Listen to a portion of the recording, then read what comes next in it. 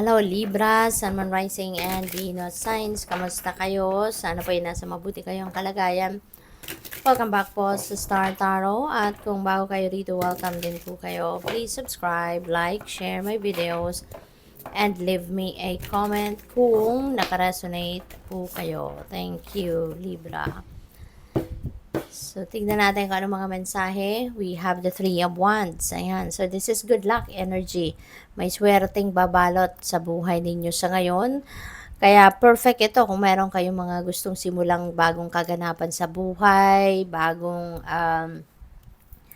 meron kayong gustong gawing may mga new endeavors kayo or may mga ventures kayo na sisimulan, now is the perfect time to do that habang ang swerte ay nasa inyong horizon.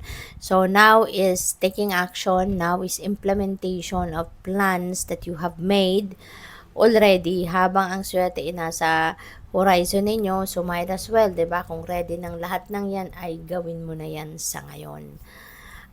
Pwede rin ang iba sa inyo is going to travel, no? Maybe you're traveling for adventure, maybe you're traveling to expand your, baka expansion, yung dahilan ng travel.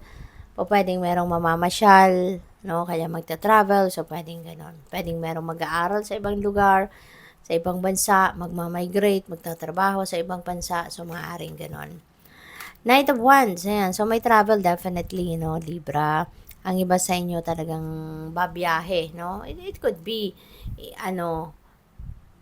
could be by land and travel na ito. Po pwede rin na babiyahe kayo ng over water. So, yun din na napipick up ko dito, no? So, good luck sa'yo. At, this is, fast-moving energy, si Knight of Wands. Kaya baka ang iba sa inyo dito magmamadali, no, sa mga gagawin ninyo.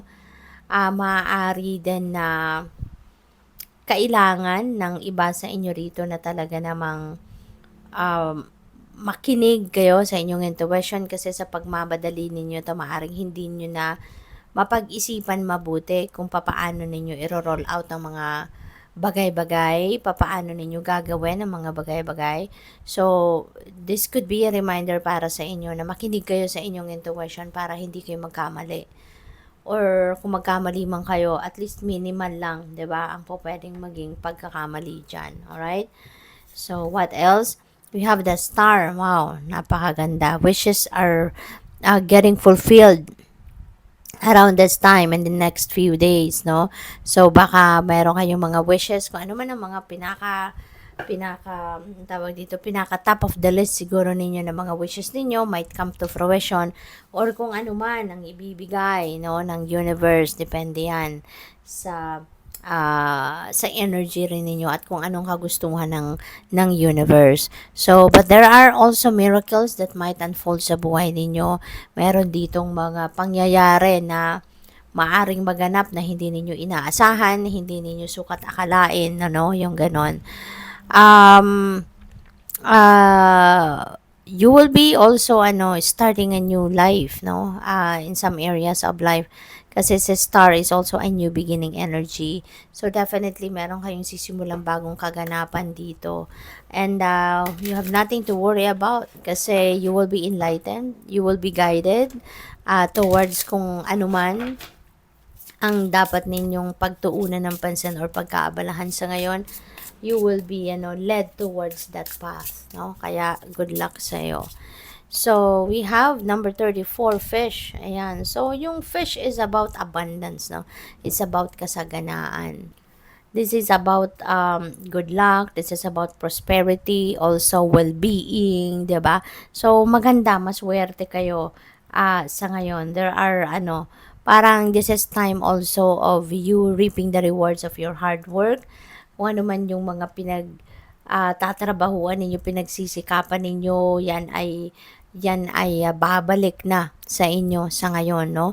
Makukuha mo na yung premyo mo, makukuha mo na yung makukuha mo na yung premyo mo, makukuha mo na yung tawag dito, yung fruit or bunga nga ng inyong pagsisikap. At saka din ito, no? Kung kunyari, nagnenegosyo kayo, napakaswerte ninyo sa ngayon if you're doing business kasi maaaring meron kayong very successful na mga deals ngayon, no? Kung may mga kliyente kayo, meron kayong mga ino-offer na kung ano-ano, maaari, no, na magkaroon kayo dito ng magandang deal. At saka, this is also a time of winning, no?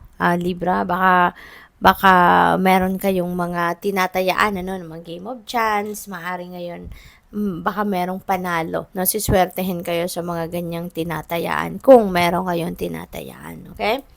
So, yun. So, by the way, before I go on, I would like to say hi muna sa ating beloved channel member na si at Maria Yui 3981, pati na rin sa ating newest member na si at Nel 09 29 yata. Yun. Saglit lang. Oo nga, si at Nel 0929. Pasensya na, hindi ko pa naman memorize masyado. So, yun, hello po sa inyo, no? And welcome na welcome po kayo rito sa aking channel. And thank you very much for your support. God bless you more po. So, we have book. Ayan, Libra, you are focused siguro ngayon on learnings, no? Marami siguro kayong inaaral, marami kayong gustong aralin, marami kayong gustong i-harness, no, siguro, na mga gifts ninyo, talents, skills ninyo. Kaya maaaring yun ang nire-research ninyo. Maaari ang iba sa inyo nagtitake ng masters or baka ang iba sa inyo patuloy, no, na mag-aaral. Maybe you are nag-aaral kayo online or nag-aaral kayo in a formal school. Maaaring ganun. So marami kayong curiosity, no? Marami kayong curiosity sa ngayon na gusto ninyong marami kayong gustong matutunan, no? So go for it. So what else? We have facts. Ayan. So mag-iingat kayo ha, Libra, kasi meron trickster dito, no, sa paligid ninyo. Maring meron dito taong manloloko, mambubudol, magsisinungaling sa inyo, kaya mag-iingat kayo. Alright? Be careful with whom you deal with. Be careful, be aware of what you share information with other people kasi baka gamitin nila yan to your baka ikakasama mo, no? Gamitin nila yung mga yan para ikasama mo. Alright? So, they might use those information against you. Kaya mag-iingat kayo sa kung ano ang mga salita, mga impormasyon na sinishare ninyo with other people. Okay? Good luck sa'yo. Thank you for watching. Love and light. Namaste.